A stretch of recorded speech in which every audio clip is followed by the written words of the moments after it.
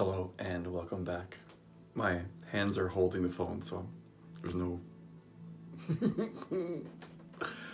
So I recorded a video about using technique or not to use a technique on Instagram, and I wanted to do a follow-up video about it on this video here.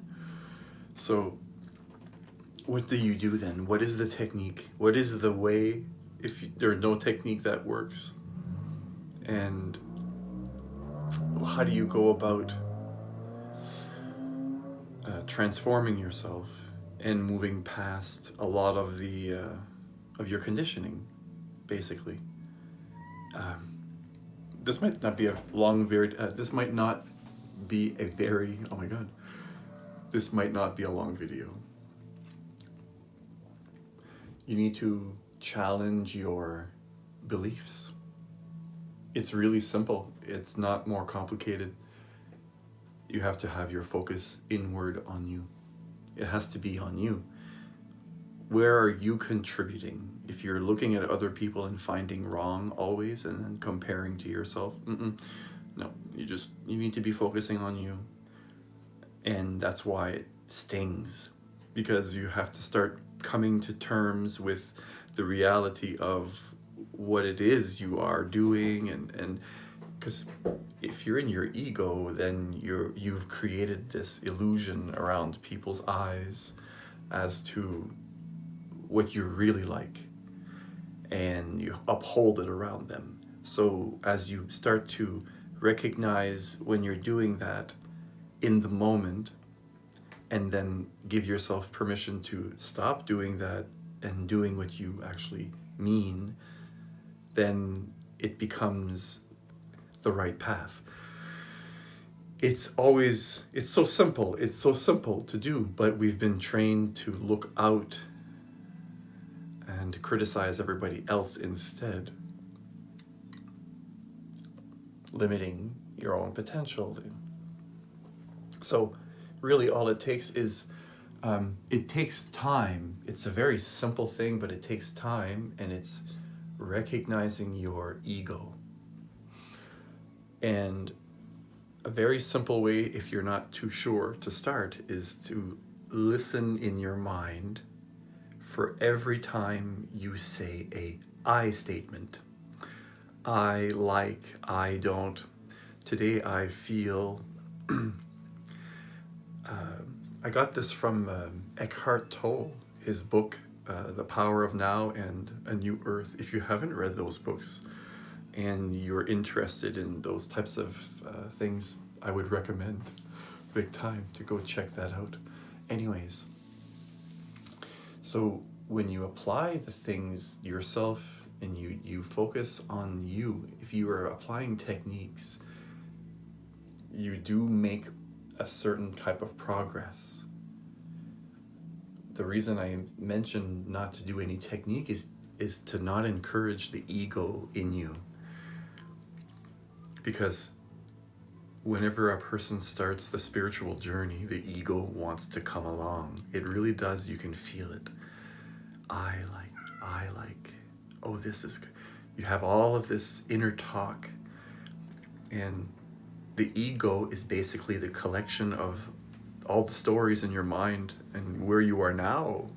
You know, it's keeping track of your progress in, Earth years, and where you are and where you want to be, and it's guiding you, right? It's doing all this heavy lifting. So you can recognize it because there's effort and tension. There's always effort and tension following the ego. So that becomes, no, Leah, she wants to go outside. So that becomes the whole thing. There's no real technique. This is why I say it's really simple. There's no real technique to do at all.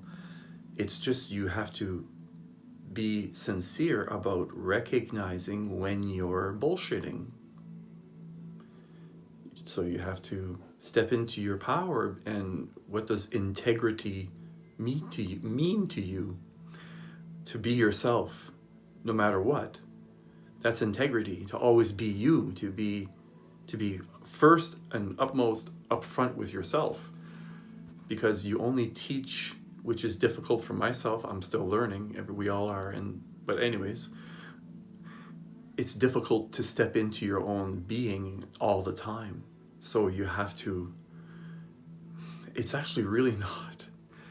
The reason I'm hesitating is that even now I face challenges when I'm in a unknown.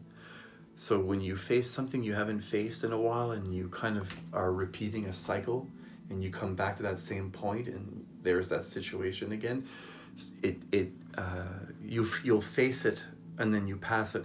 So that's the whole journey. You know, there's no, I don't think there's a point where it's all over. It's that when you have a situation come and you've seen this enough times, you start to settle, you start to relax a bit more. And you're not so worried about your moods and how they change. So it becomes an afterthought, if you will. So you have to recognize the ego in yourself.